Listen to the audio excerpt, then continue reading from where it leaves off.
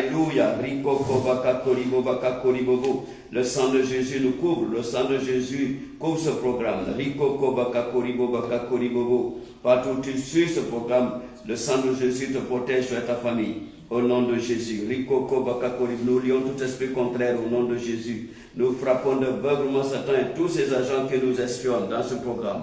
Au nom puissant de Jésus-Christ. Mon frère, ma soeur, nous sommes dans le troisième jour de notre programme aujourd'hui. L'Éternel est puissant, l'Éternel est vivant. Alléluia. La destruction des chaînes de la malédiction. Oui, mon frère, ma soeur, c'est très important.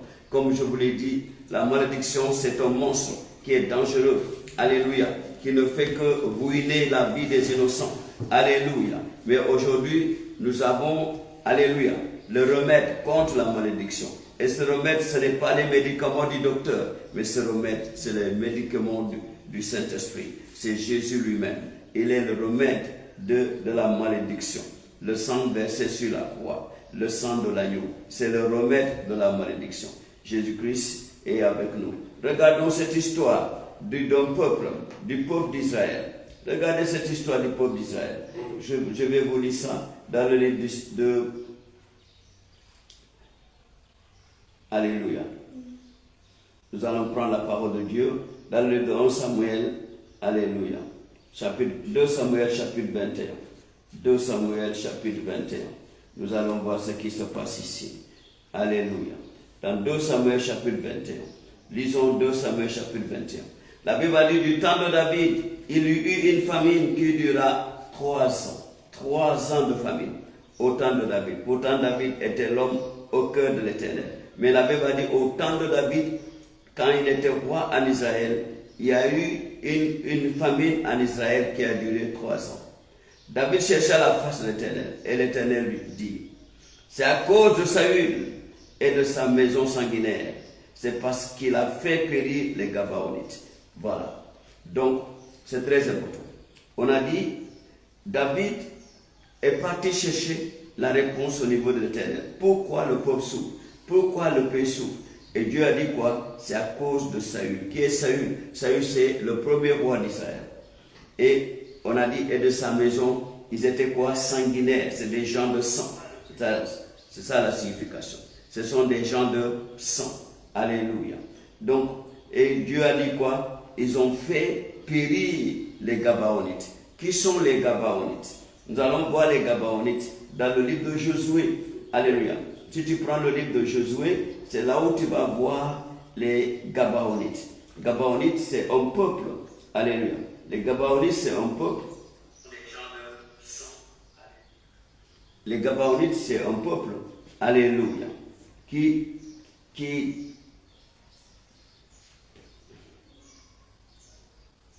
C'est un peuple qui est venu rencontrer Josué et ses amis, Josué et son groupe. Alléluia. Dans le livre de Josué chapitre 9, regardez ce que la Bible nous dit ici. On dit, à la nouvelle de ces choses, tous les rois qui étaient en deçà du Jourdain, dans la montagne et dans la vallée, et sur toute la côte de la grande mer, jusqu'à près du Liban, les Hétiens, les Amoréens, les Cananéens, les Phérésiens, les Héviens et les Jébusiens s'unirent ensemble d'un commun accord pour combattre contre Josué et contre Israël. Mais regarde verset 3. Les habitants de Gabaon, de leur côté, lorsqu'ils apprirent de quelle manière Josué avait traité Jéricho et Haï, eurent recours à la ruse. Les Gabaonites, c'est un peuple qui a fait recours à la ruse et se mirent en route avec des provisions de voyage. Ils prirent de vieux sacs pour leurs ânes et de vieilles outres à vin déchirées et recousues. Ils portaient à leurs pieds de vieux souliers raccommodés et sur eux de vieux vêtements. Et tout le pain qu'ils avaient pour nourriture était sec et en miettes. Ils allèrent auprès de Josué au camp de Gilgal et il lui dit ainsi, car tous ceux d'Israël Nous venons d'un pays éloigné et maintenant faites alliance avec nous. Voilà. Donc les Gabaonites, quand ils ont appris comment Dieu a traité Jéricho, comment Dieu a détruit le pays de Haï, au lieu de se rassembler, de s'unir avec les autres, les Jébuséens, les Cananéens, pour pouvoir faire face au peuple d'Israël, eux, ils ont dit non, ils ne veulent pas. Ils ont eu peur. Ils ont cherché un autre moyen pour que leur pays ne soit pas détruit. Donc, ils ont cherché la ruse en prenant des vieilles outres, du pain sec à miettes, coupé, alléluia, des chaussures accommodées, des vieilles chaussures. Ils sont partis dire au peuple d'Israël, nous venons dans un pays très très lointain et nous voulons que vous fassiez alliance avec nous. Alléluia. Donc, qu'est-ce qui s'est passé? On a dit, les hommes d'Israël répondirent à ces biens. Peut-être que vous habitez au milieu de nous et comment ferions-nous alliance avec vous? Il dit à Josué, nous sommes tes serviteurs. Et Josué leur dit, qui êtes-vous et d'où venez-vous? Il lui répondit, tes serviteurs viennent d'un pays très très éloigné, sur le renom de l'Éternel. Sur le renom de l'Éternel, ton Dieu, car nous avons entendu parler de lui, de tout ce qu'il a fait en Égypte et de la manière dont il a traité les deux rois des Amoréens au-delà du Jourdain, Chion, roi de Heshbon, et Og, roi de Bashan, qui était à Ashtaroth. Et nos anciens et tous les habitants de notre pays nous ont dit, prenez avec vous des provisions pour le voyage, allez au-devant d'eux et vous leur direz, nous sommes vos serviteurs et maintenant faites alliance avec nous. Voici notre pain. Alléluia. Il était encore chaud quand nous en avons fait provision dans nos maisons. Le jour où nous sommes partis pour venir vers vous, et maintenant il est sec et en miettes.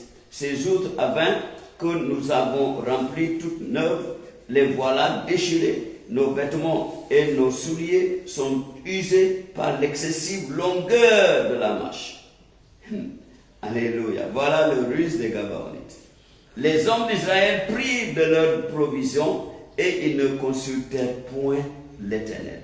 Josué avait fait erreur ici, il n'a pas consulté Dieu, il a accepté de faire alliance avec lui. Josué fit la paix avec eux et conclut une alliance par laquelle il devait leur laisser la vie, et les chefs de l'assemblée leur jurèrent. Donc Josué et son groupe, ils jurèrent de faire alliance avec eux, alliance de paix. 3 jours après la conclusion de cette alliance, les enfants d'Israël apprirent qu'ils étaient leurs voisins et qu'ils habitaient au milieu d'eux. Ah, regardez-moi ça. Donc, le coup pour les Gabaonites a réussi. Et quand les enfants d'Israël partirent et arrivèrent à leur ville le 3e jour, leur ville était Gabaon. Alléluia. Gabaon, Képhira, Kéroth et Kirja-Jarim. Ils ne les frappèrent point. Donc Israël ne pouvait plus les frapper parce que les chefs de l'assemblée leur avaient juré par l'Éternel, le Dieu d'Israël, de leur laisser la vie. Mais toute l'assemblée murmura contre les chefs. Et tous les chefs dirent à toute l'assemblée, nous leur avons juré par l'Éternel, le Dieu d'Israël, et maintenant nous ne pouvons les toucher. Voilà. Donc, voilà les Gabaonites. On ne peut pas les toucher. Israël ne peut plus les toucher. Parce qu'ils ont fait alliance de paix avec Israël. Et devant l'Éternel. Alléluia.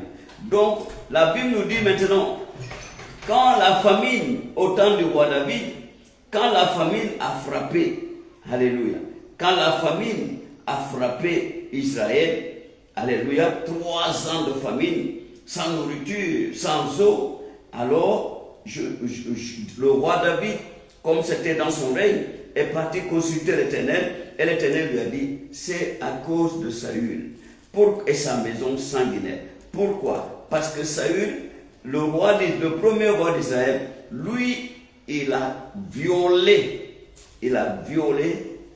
la loi, l'alliance que Josué, son ancêtre Josué, avait tissée avec les Gabaonites. Donc, il a éliminé les Gabaonites au milieu d'Israël. Parce que les Gabaonites habiter au milieu d'Israël.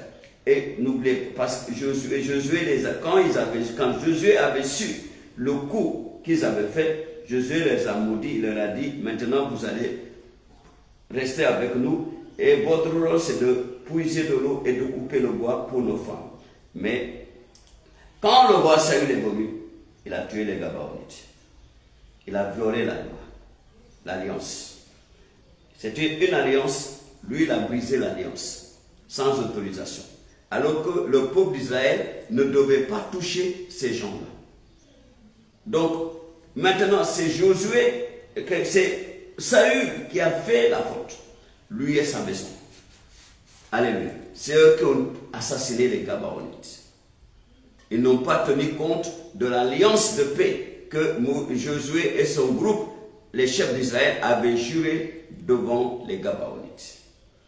Donc, en réponse, qu'est-ce qui s'est passé? Le peuple d'Israël a souffert d'une famine de 3 ans. Et c'est arrêté à 3 parce que David a eu la sagesse d'aller consulter Dieu. Si David n'avait pas cet éveil d'aller prier, la famine allait continuer. Alléluia. Donc vous voyez comment c'est dangereux. Il y a des erreurs qui peuvent faire périr toute une nation. Alléluia. Il y a des erreurs qui peuvent faire périr toute une nation. C'est très important. Nous connaissons l'histoire du roi Osias. Dans le livre d'Isaïe chapitre 6, nous connaissons l'histoire du roi Osias. Le roi Osias était un bon roi en Israël. Un roi puissant, un roi qui a fait un développement moderne. Il avait une armée forte, il avait développé beaucoup de choses, des coups d'eau en Israël. Alléluia. Mais qu'est-ce que la Bible nous dit?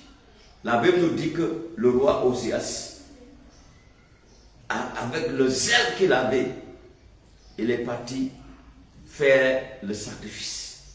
Il a officié le sacrifice lui-même. Alors que dans la loi d'Israël, c'est seulement les sacrificateurs qui ont le droit de faire les sacrifices. Vous connaissez, c'était aussi l'erreur que le roi Saül avait fait. La même chose, vous connaissez l'histoire du roi Saül. Quand Dieu lui avait demandé d'aller détruire les Amalécites, il a fait ça et il a fait aussi. Il a dit, il attendait le prophète Samuel, il n'a pas vu Samuel, il a fait sacrifice. Non. Et ça lui a valu la paix de son royaume. Alléluia. Donc, le roi Osias avait fait sacrifice. Et le chef des sacrificateurs lui a vu en train de faire le sacrifice. Il dit, pourquoi tu fais ça? Tu n'as pas le droit. Il voulait réagir parce qu'il est le roi. Aussitôt, qu'est-ce qui est arrivé? Dieu l'a frappé de lèpre. Donc, le roi Osias, c'est pourquoi le roi Osias était lépreux. Et parce qu'il était malade, avec le péché qu'il a fait, qu'est-ce qui s'est passé? Ça a affecté son peuple. C'est l'histoire-là que nous avons dans le livre d'Ésaïe. Alléluia. Dans le livre d'Ésaïe, chapitre 6. Regardez, Ésaïe a raconté l'histoire. Le prophète Ésaïe a raconté l'histoire. Ésaïe a dit, l'année de la mort du roi Osias, je vis le Seigneur assis sur un trône très élevé, et les pans de sa robe remplissaient le temple. Des séraphins se tenaient au-dessus de lui, et ils avaient chacun 6 ailes, 2 dont ils se couvraient la face, 2 dont ils se couvraient les pieds, et 2 dont ils se servaient pour voler. Ils criaient l'un à l'autre et disaient, Saint, Saint, Saint est l'Éternel des armées. Toute la terre est remplie, est pleine de sa gloire. Les portes furent ébranlées dans leur fondement par la voix qui retentissait, et la maison se remplit de fumée. Alors je dis, c'est Isaïe qui parle, malheur à moi, je suis perdu, car je suis un homme dont les lèvres sont impures, et j'habite au milieu d'un peuple dont les lèvres sont impures, et mes yeux ont vu le roi, l'Éternel des armées. Donc, Isaïe pensait qu'il était prophète, alors qu'il n'était pas prophète. Alléluia. Jusqu'à là, il n'était pas prophète. Parce qu'il n'a jamais vu Dieu, il n'a jamais entendu de Dieu. Alléluia. Il était prophète du roi. Pourquoi sa carrière n'était pas brillante en ce moment-là? Pourquoi il n'était pas connecté? Parce que le roi qui dominait Israël, en ce moment-là, vivait dans le péché. Le roi était écarté, Dieu l'a maudit. Parce que quand tu fais, en Israël, quand tu pêches, tu es maudit, Dieu te maudit, on t'écarte. Donc Dieu on l'a écarté parce qu'il était maudit de la lèpre, parce qu'il a violé la loi. Le roi a fait sacrifice lui-même. Non, on ne fait pas sacrifice. Le prêtre qui va faire le sacrifice, pas le roi. Alléluia. Donc, à cause de son péché, ça a entraîné tout le pays. Tout le pays. Jusqu'au jour où il est mort. L'année où il était mort, c'est l'année-là que Dieu a ouvert les yeux maintenant du prophète. Le prophète a dit, c'est là où j'ai vu le roi des rois. Il a vu l'Éternel. Il a vu le Seigneur des Seigneurs. L'année où le roi Osias était mort. Et qu'est-ce qu'il a vu? C'est là où il s'est rendu compte que lui, il avait les lèvres impures, c'est-à-dire il vivait dans le péché, et le peuple où il habitait vivait dans le péché. C'est quel péché? Ce n'est pas eux qui ont péché, mais c'est le péché du roi. La malédiction qui a frappé le roi, ça les a frappés aussi. Ça les a frappés aussi. Donc, ils ne pouvaient pas être fluents avec le Seigneur parce que Dieu ne peut pas utiliser un pécheur. Oui, c'est écrit dans le livre de Jean, chapitre 9. Alléluia. Dieu ne peut pas utiliser un pécheur. Donc, en ce moment-là, il prophétisait comment? Comment il prophétisait? Comment il faisait son travail? Ça ne peut pas prospérer. Son travail ne peut pas prospérer. Donc, parce que ce n'est pas Dieu qui lui parlait. Dieu ne peut pas parler à un pécheur de cette manière-là pour prophétiser. Ce n'est pas Dieu qui va l'utiliser pour prophétiser. Donc, il s'est rendu compte que ses yeux étaient ouverts et les gens avec lesquels il vivait aussi vivaient la même chose. Ils étaient remplis de péchés. Alors, la Bible dit, quand il a crié vers Dieu, la Bible dit, mais l'un des séraphins vola vers moi, tenant à la main une pierre ardente qu'il avait prise sur l'autel avec des pincettes. Il en toucha ma bouche et dit, ceci a touché tes lèvres. Ton iniquité est enlevée et ton péché est expié. L'iniquité, c'est quoi? L'iniquité, c'est quoi qui est enlevé ici, dans la vie du prophète Ésaïe? C'est cette iniquité. L'iniquité, c'est le péché. Alléluia. Les conséquences du péché du roi. Alléluia. C'est cette iniquité-là qui envahissait le peuple que le roi dirigeait. Alléluia. Donc cette iniquité, l'ange, le séraphin a enlevé ça d'Isaïe. Il a dit, c'est enlevé et ton péché est expiré. Et c'est là maintenant, Isaïe dit, verset 8, j'entendis la voix du Seigneur disant, qui enverrai-je et qui marchera pour nous? Maintenant, Isaïe est libéré du péché. Ici, il est libéré de cette iniquité, les conséquences du péché du roi.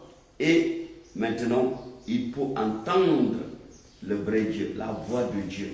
Il faut entendre la voix de Dieu. Dieu a dit, qui irait pour nous? Qui enverrai-je? Et là, Isaïe a dit, me voici, envoie. Maintenant, Isaïe est entré dans son vrai appel. C'est maintenant Isaïe. Il n'y a aucune barrière. Alléluia. La barrière qui était là, c'était la malédiction du roi. Alléluia.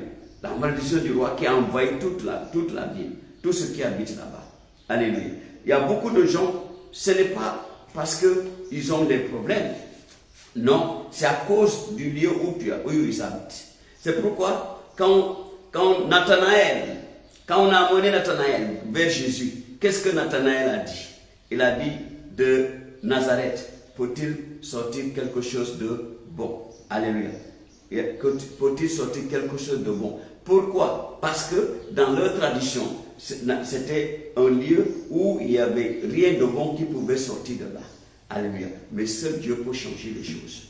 Dieu a changé les choses. Parce que Dieu avait dit, on l'appellera le Nazareth. Donc Dieu avait permis Jésus à la sortie d'Égypte, où il était réfugié avec son père adoptif et sa mère. Ils sont partis à Nazareth. Parce que tout ça, c'était spirituel. Parce qu'il fallait que le Messie sorte de là. Alléluia. Alléluia. Donc, qu'est-ce que nous disons ici? Donc, le péché, la malédiction, pour réduire tout un pays. Moi, Dieu m'a ouvert un jour les cieux. J'ai vu un village ou une communauté. J'ai vu une communauté. Franchement, quand Dieu m'a révélé dans la vie de cette communauté, j'ai envie de leur parler. J'ai envie de leur parler. Mais est-ce qu'ils vont écouter? C'est ça le problème. J'ai envie de leur parler. S'ils me permettent, me donnent l'opportunité, je vais leur parler. Dieu m'a montré que dans cette communauté, ils ont tellement d'hôtels. Hôtel, c'est malédiction. Ils ont tellement d'hôtels que dans cette communauté-là, il n'y aura pas quelqu'un qui va émerger. Tous, ils ont les mêmes niveaux. Alléluia.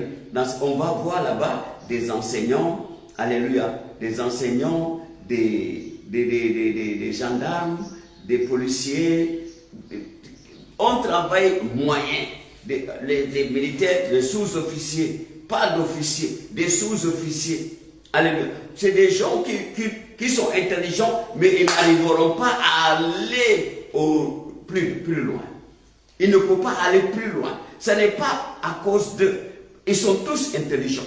Les jeunes sont intelligents, les jeunes garçons comme les jeunes filles. Alléluia. Ils sont bien, mais à cause de ce qui se trouve dans leur communauté. Alléluia.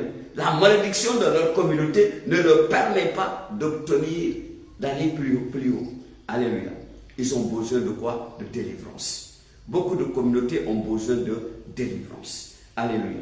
Isaïe vivait dans une communauté où lui-même, il pensait qu'il était prophète, alors qu'en ce moment-là, il ne l'était pas. Jusqu'au moment où Dieu a ouvert ses yeux. L'année où le roi était mort, Dieu a ouvert ses yeux pour voir que, il pensait qu'il était dans de bons rapports avec le Seigneur, mais il ne savait pas qu'il nageait dans un péché. Alléluia. Il dit ses lèvres étaient impures et le peuple avec lequel il habitait avait des mêmes lèvres, les lèvres impures. Heureusement, c'est les iniquités. Dieu a envoyé son séraphin, il a touché ses lèvres, et avec une pincette, une pierre ardente, il dit, c'est fini, ton iniquité est enlevée. L'iniquité, mon frère, ma soeur, la Bible a dit, nos pères ont péché et ils ne sont plus. Nos pères ont péché et ne sont plus, mais les iniquités sont là. Alléluia. Les iniquités sont là en train de ronger les enfants. Les malédictions, alléluia. Les choses, les erreurs qui sont commises sont là en train de détruire leur descendance. Mais je suis là pour te dire, Dieu est là aujourd'hui pour te libérer, mon frère, ma soeur. C'est pourquoi Jésus est là.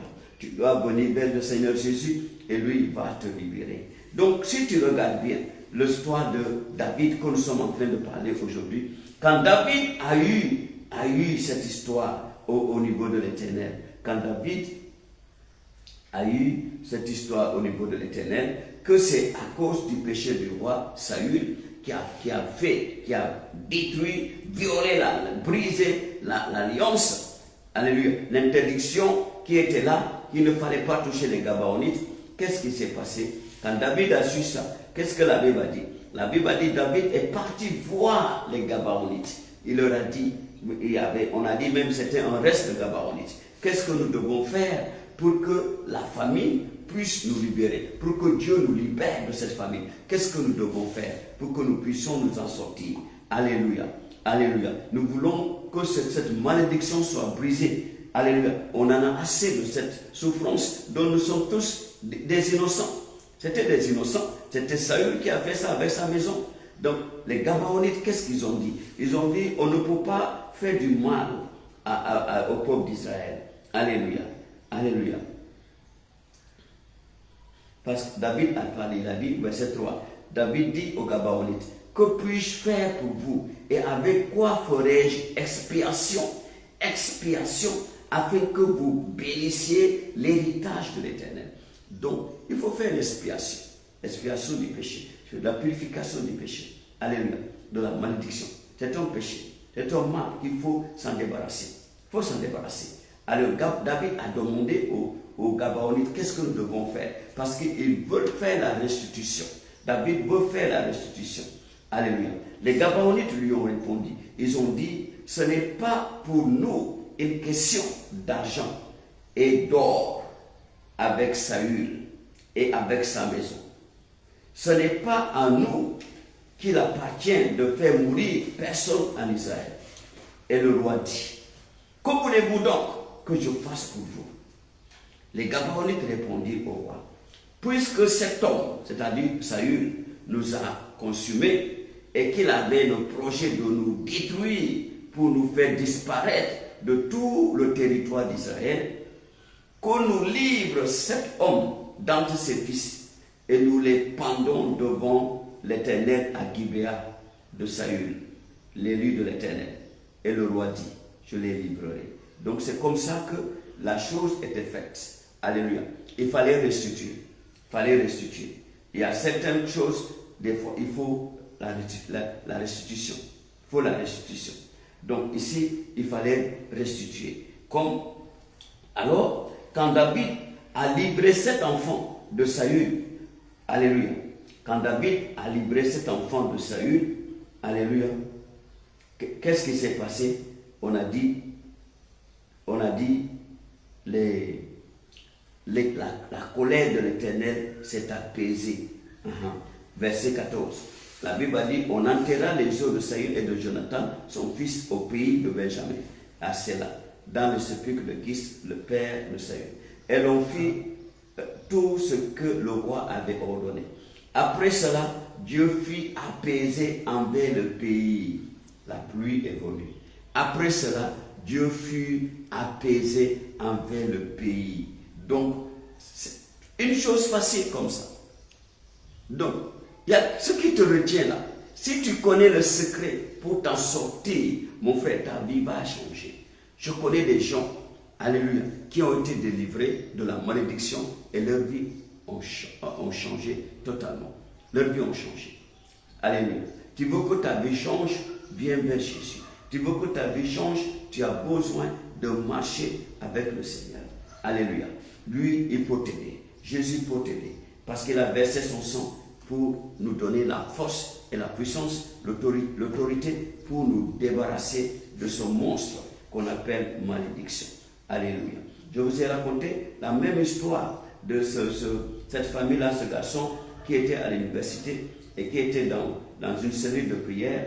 Et là, on a église de réveil. Et là, un jour, son pasteur a découvert son mal. Que dans sa famille, à chaque fois qu'il mangeait du riz, il fallait tomber gravement malade jusqu'à aller à l'hôpital hospitalisé. Alléluia. Comme je vous l'ai dit, dans ce pays-là, le riz n'est pas le repas de base, comme ici au Sénégal et à Madagascar. Alléluia. Le riz n'est pas le repas de base. Il faut manger le riz une fois par an. Ça leur dit rien. Alléluia. Donc, qu'est-ce qui s'est passé? Qu'est-ce qui s'est passé? L'homme de Dieu a révélé. Ton grand-père avait volé un vélo d'un vieil homme. Alléluia. Et il a vendu le vélo pour payer les cours à ton père, à tes soeurs, à tes tantes, tout ça. Et le propriétaire du vélo a dit, celui qui a volé mon vélo là, il ne mangera jamais de riz. À chaque qu'il mange de riz, ça sera son trouble. Alléluia, ça sera son problème. Et c'est comme ça. Et le garçon a confessé que dans leur famille, exactement, si quelqu'un mange du riz, c'est fini pour lui. Alléluia. Il ne pourra pas s'en sortir. Donc, qu'est-ce qu'il fallait faire? Donc, le pasteur a dit, allez dans ta famille, allez chercher la famille. Il paraît que vous avez entendu cette histoire. Allez demander la famille de ce vieil homme, le propriétaire de ce vélo, même si lui n'est plus là. Alléluia. C'est sa descendance qui est là. Allez acheter un vélo et allez faire la restitution. Donc c'est comme ça que cela était rangé. Ils ont acheté un vélo, ils sont partis remettre à la famille. Alléluia. Et confesser et remettre le vélo. Et c'est comme ça le mal est sorti dans leur famille. Mon frère, ma soeur, je ne sais pas qu'est-ce qu'il y a dans ta famille. Quel est le problème qui est dans ta famille? Quel est le symptôme, la maladie ou le problème quelconque qui est causé par une malédiction, une erreur d'un de tes ancêtres que tu ne connais même pas et que cette chose est en train de vous ruiner dans votre famille. Aujourd'hui, le Seigneur est là pour vous libérer. C'est très important. Le Seigneur Jésus est venu pour vous libérer. Tout ce que vous avez besoin, c'est d'ouvrir votre cœur, de donner votre âme à Jésus. Et lui, qu'il soit maître de vos âmes, qu'il soit maître de vos âmes, de vos vies, et lui, il va régler ce dossier-là. C'est facile, c'est un dossier facile à régler. Ça, je te dis, c'est un dossier facile à régler. Ce n'est pas difficile. Alléluia. Donc ne continue pas à souffrir comme ça. Et le plus souvent, c'est dangereux. Regardez, je vais te raconter une histoire dans la Bible. Cette histoire se trouve dans le livre 1 Samuel chapitre 2. Dans 1 Samuel chapitre 2, la Bible nous a parlé des enfants du prêtre Élie. Le grand prêtre Élie, de Shilo. Shilo qui a prié pour Anne. Et Anne a donné naissance au grand prophète Samuel. Qu'est-ce qu'on a dit? On a dit quand il était devenu vieux, ses enfants faisaient du n'importe quoi. Alléluia. Il avait 2 fils, Ophné et Phineas. Alléluia. Ophné et Phineas, qu'est-ce qu'eux ils faisaient dans leur sacerdoce? Qu'est-ce qu'ils faisaient? Ils faisaient du n'importe quoi. Ils n'obéissaient pas à la loi. Alléluia. Ils n'obéissaient pas à la loi. Et ils couchaient avec les femmes qui venaient pour faire des sacrifices. Alors, leur père leur a parlé, mais ils n'ont pas écouté leur père. Et qu'est-ce qui s'est passé? Un homme de Dieu est venu maintenant. Quand l'homme de Dieu est venu, regardez ce que l'homme de Dieu a dit au grand prêtre Élie, dans le chapitre 1 Samuel chapitre 2, à partir du verset 27. Ce que l'homme de Dieu a dit. Un homme de Dieu vint auprès d'Élie et lui dit, ainsi parle l'Éternel. Ne me suis-je pas révélé à la maison de ton père lorsqu'il était en Égypte, dans la maison de Pharaon? Je l'ai choisi parmi toutes les tribus d'Israël pour être à mon service dans le sacerdoce, pour monter à mon autel, pour brûler le parfum, pour porter l'effort devant moi. Et j'ai donné à la maison de ton père tous les sacrifices consumés par le feu et offerts par les enfants d'Israël. Maintenant, verset 29.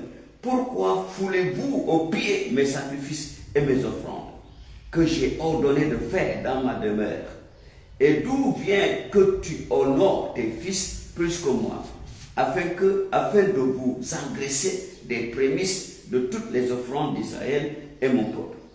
C'est pourquoi voici ce que dit l'Éternel, le Dieu d'Israël. J'avais déclaré que ta maison et la maison de ton père marcheraient devant moi à perpétuité. Et maintenant, dit l'Éternel, loin de moi, car j'honorerai celui qui m'honore, mais ceux qui me méprisent seront méprisés. Voici le temps arrive où je retrancherai ton bras et le bras de la maison de ton père, en sorte qu'il n'y aura plus de vieillards dans ta maison. Regardez, il n'y aura plus de vieillards dans ta maison. Alléluia. Regarde ce que la Bible dit. La malédiction que Dieu a donnée dans la maison du grand prêtre Élie. Il dit, verset 2, tu verras un adversaire dans ma demeure, tandis qu'Israël sera comblé de bien par l'Éternel. Et il n'y aura plus jamais de vieillards dans ta maison. Ah, c'est grave. C'est pourquoi tu vois dans certaines familles, les gens ne dépassent pas un certain âge. Hey, oh Seigneur, aie pitié de nous. Dans certaines familles, les gens ne dépassent pas un certain âge. Dès qu'ils arrivent à cet âge-là, c'est fini. On a parlé d'une famille en Amérique. Alléluia. On a dit, quand ils arrivent à 45 ans, c'est fini. C'est la mort. À 45 ans. Quand c'est arrivé à un des jeunes de la famille, à 45 ans, c'était son tour. Il a dit non. Il a fui vers le Seigneur. Il a fui vers le Seigneur. Il a donné sa vie à Jésus. Il a dit, je vais te servir. Je vais te servir. Délivre-moi. Et aujourd'hui, il fait partie des plus grands pasteurs des États-Unis. Alléluia. C'est comme ça qu'il était sauvé. Jésus l'a sauvé. Je connais un de mes pères spirituels. Il a raconté cette histoire. Alléluia. Je le connais bien, un de mes pères spirituels. Il a dit, dans sa famille, quand ils arrivent 50, quand ils arrivent 50, c'est fini. Alors, les gens sont partis. Les gens sont partis. À 50 ans, les gens sont partis. À 50 ans, les gens sont partis. La liste, celui qui était son grand frère, immédiat, il était il occupait une grande responsabilité dans son pays. Quand c'était à 50 ans, comme ça en bonjour, c'était comme des rêves. Juste accident, c'est fini, il est parti. Des morts atroces. Alors lui maintenant, il est au nom de Dieu et aussi il occupait une grande responsabilité dans son pays. Un grand fonctionnaire. Donc, quand il a arrivé les 50 ans, il dit, il va rêver. Il va rêver. Il va se voir à l'intérieur d'une caisse, d'un cercueil.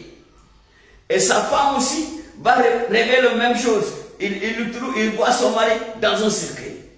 Et les deux vont sauter comme ça du lit. Il dit, qu'est-ce que tu as vu?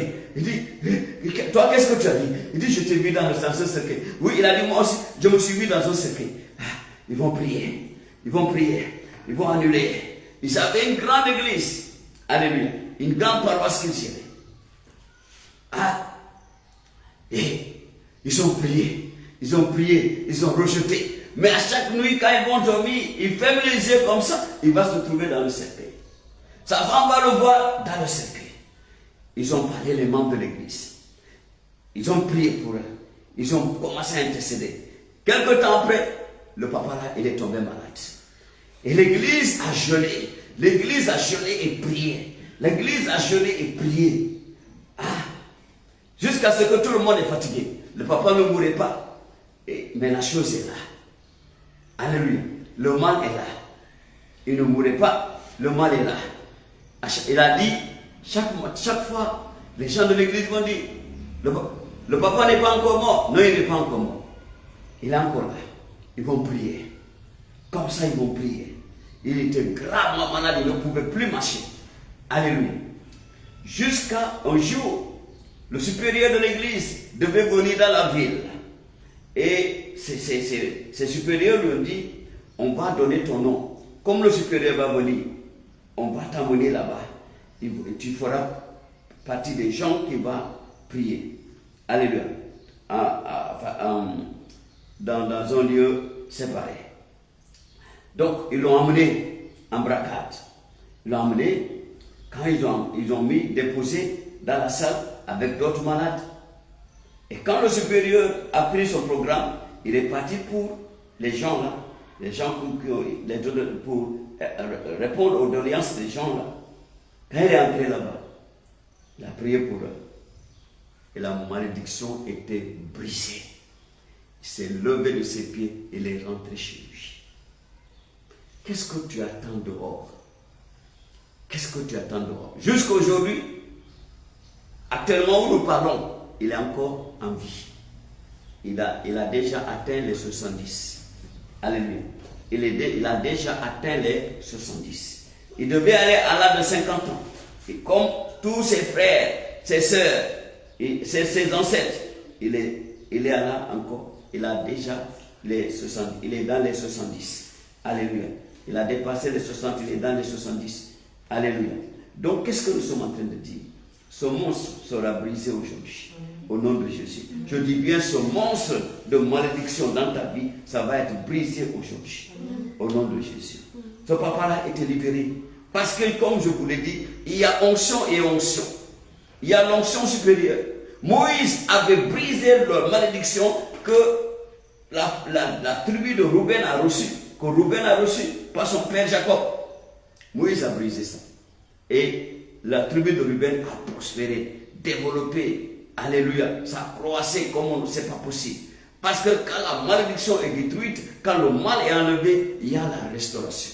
Dieu restaure immédiatement. Donc, mon frère, ma soeur, je suis là pour te dire, c'est ton jour aujourd'hui. Tu as entendu la parole de Dieu. C'est ton tour de venir vers le Seigneur. C'est ton tour d'abandonner le péché. Il y a quelqu'un qui peut vous aider dans votre famille. Il y a quelqu'un qui peut vous aider. Son nom, c'est Jésus. C'est lui seul qui peut nous aider.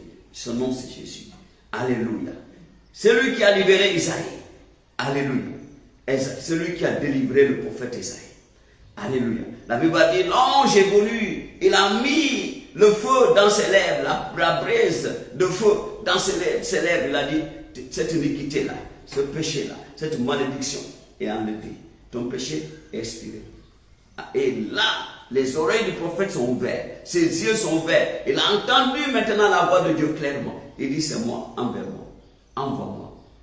Il dit, envoie-moi. Dieu a dit, qui enverrai-je? Il dit, j'ai entendu Dieu, c'est moi, envoie-moi. Donc maintenant, Isaïe est libéré.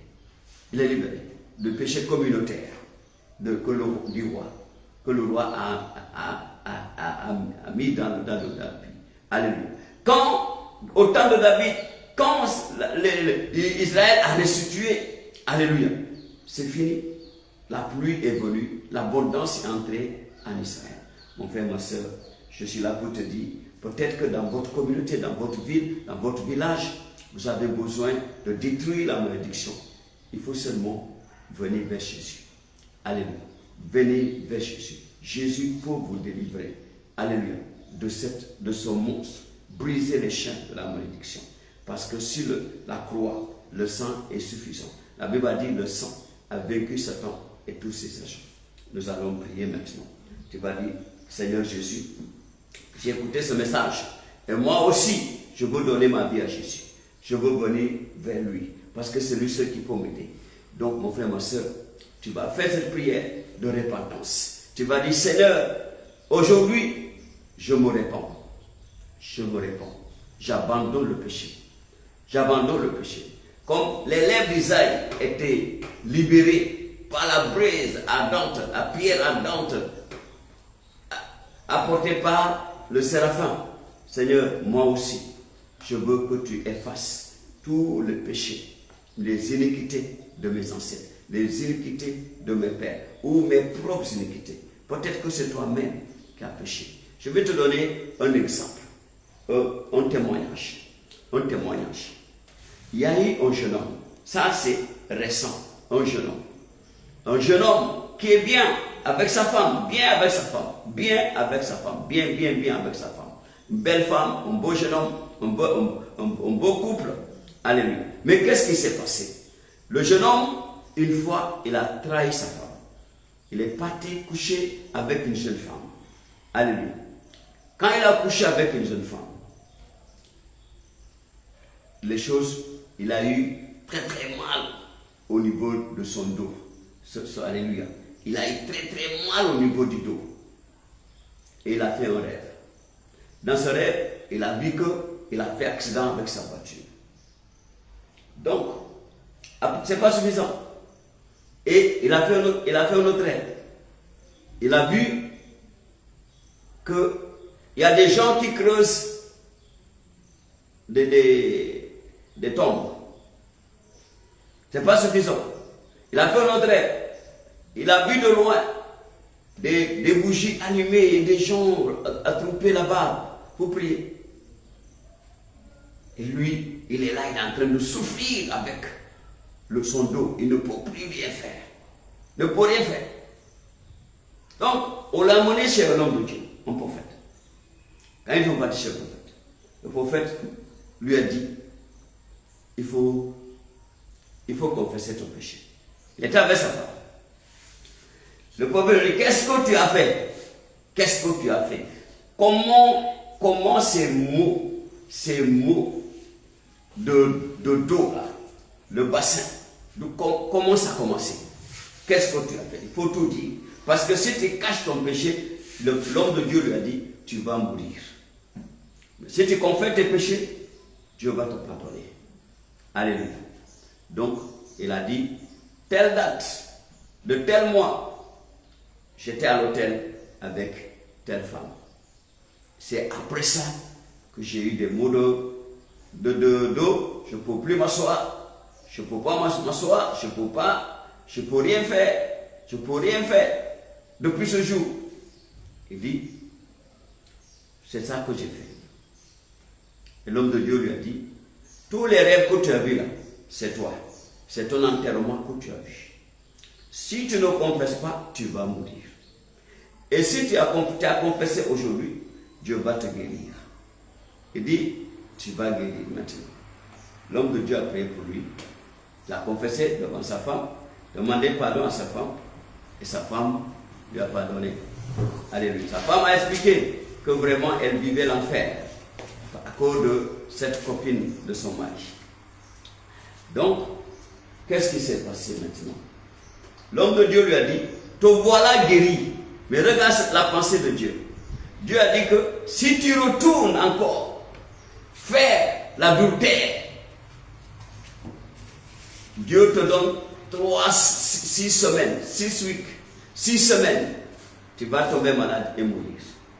Mais si tu abandonnes totalement le péché, Dieu va ajouter 27 ans dans ta vie. Et l'homme de Dieu a dit, regarde, je ne vais même pas te toucher, mais le mal est parti parce que tu as confessé ton péché. Alors, il a dit, assis-toi. Il est assis. Lève-toi. Il a dit, où est le mal? Il dit, ah, il n'a plus vu. Le mal qu'il avait fait souffrir, il ne peut même pas s'asseoir, depuis là, est parti immédiatement. Pourquoi c'est parti? Parce que le péché est enlevé, le péché est pardonné. Quand Dieu enlève le péché, regarde Isaïe, dès qu'il a dit, dès que l'ange a mis, le séraphin a mis la pierre ardente, et lui a dit, ton iniquité est enlevée, ton péché est respiré, immédiatement, ses oreilles spirituelles étaient ouvertes. L'entendu de Dieu.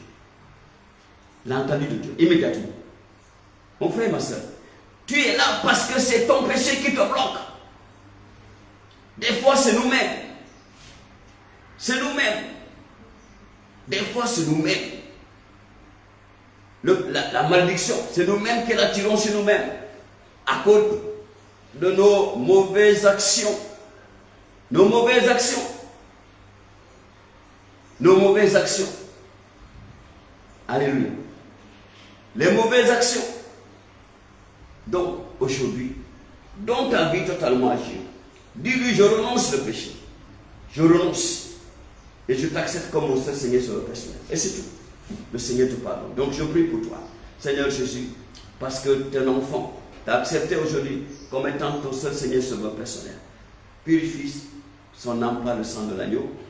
Et à partir d'aujourd'hui, enlève son nom dans la liste de Satan. Et écris son nom dans le livre de vie. Et quand il va invoquer ton nom, réponds à ses prières. Au nom de Jésus-Christ. Amen. Mon frère, je vais prier pour vous maintenant. Je ne sais pas quel est votre problème. Je ne sais pas la source. Quelle est dans votre famille ou dans votre communauté. Quel est le problème dans votre communauté? Vous savez, à Bethel, qu'est-ce qui s'était à Jéricho, qu'est-ce qui s'était passé?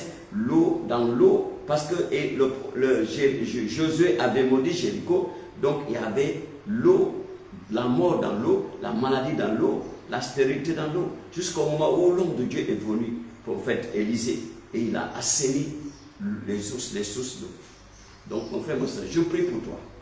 À partir d'aujourd'hui, j'assainis ce mal dans ta famille. J'assainis ce mal dans ta vie au nom de Jésus. Ce problème est détruit par le sang de Jésus. Cette malédiction est brisée. Ces chaînes sont brisées au nom de Jésus. Je commande à ce démon de malédiction de te libérer, de libérer ta famille, de libérer ta santé, de libérer tes finances, de libérer ton mariage au nom puissant de Jésus. Je commande l'épée de l'Éternel de briser ce pouvoir, ce monstre de malédiction dans ta vie au nom puissant de Jésus. Reçois la liberté, reçois la délivrance au nom puissant de Jésus. Et je te déclare maintenant, reçois la restauration, restauration de la vie, restauration financière, restauration maritale, restauration du fruit de tes entrailles, restauration de ta santé, restauration de ton travail au nom de Jésus, restauration de tes bénédictions au nom du Père, au nom du Fils, au nom du Saint-Esprit. Amen. La Bible a dit, vous connaîtrez la vérité et la vérité vous affranchira. Shalom, shalom.